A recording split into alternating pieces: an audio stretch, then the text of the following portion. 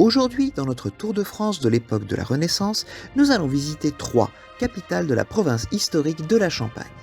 Durant le règne de François Ier, elle a été victime d'un gigantesque incendie le 24 mai 1524. Le feu a démarré vers 10 heures du soir de la maison d'un apothicaire, au coin des anciennes rues de l'Épicerie et du Temple, c'est-à-dire de nos jours les rues Émile Zola et Saussier. Il s'est propagé très rapidement à environ 1500 maisons réparties sur des dizaines de rues. L'incendie ne sera maîtrisé qu'au bout de 28 heures. Certaines rues et ruelles de la ville ont gardé leur largeur médiévale jusqu'à aujourd'hui, comme la ruelle des Chats. Et il est facile d'imaginer avec quelle facilité des flammes pouvaient se propager d'un immeuble à un autre. Les incendies qui dévorent des centres-villes sont des événements courants au Moyen-Âge et à la Renaissance. Par exemple, en 1487, la ville de Bourges a été détruite par les flammes et la capitale du Berry ne s'en est jamais vraiment complètement remise. Il se trouve que le coin de Troyes où l'incendie de 1524 a démarré semble être maudit, car un autre incendie, heureusement de plus faible ampleur, mais qui a quand même ravagé 14 immeubles, s'est déclaré dans la rue Émile Zola le 9 janvier 1985. Les nombreuses maisons à colombage que nous voyons encore actuellement dans Troyes proviennent essentiellement de la reconstruction qui a eu lieu après l'incendie de 1524.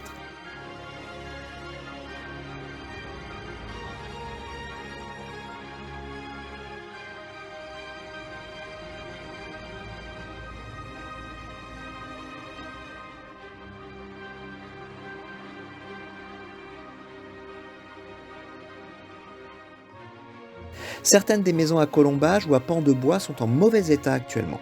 J'ai pu me faufiler dans un chantier de rénovation où on voit que les anciens éléments en bois sont préservés comme une sorte d'exosquelette, mais que tout le reste va devoir être refait.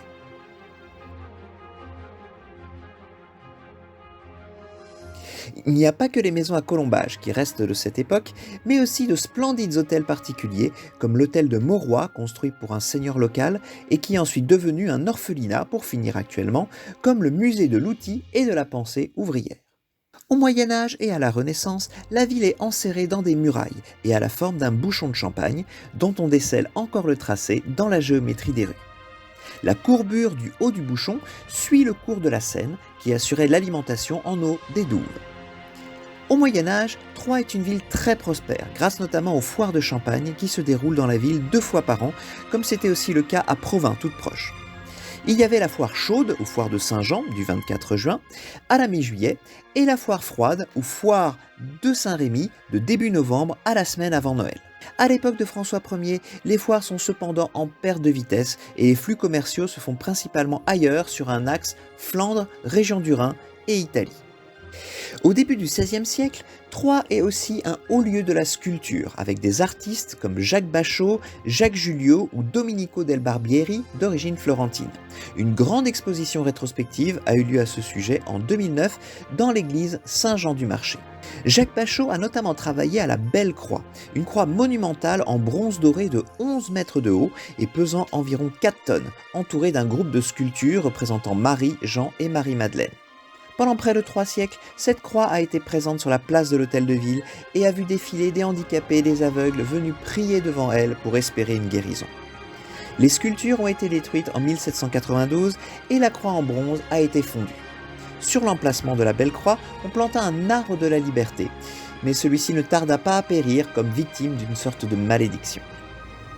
La principale cathédrale de la ville, la cathédrale Saint-Pierre et Saint-Paul, a été construite à partir de 1200 et à l'emplacement, comme souvent, d'un édifice religieux antérieur. La cathédrale est inachevée et en partie encore en construction un peu plus de 3 siècles plus tard sous le règne de François Ier. Initialement, elle devait avoir 2 tours, une pour Saint-Pierre, l'autre pour Saint-Paul.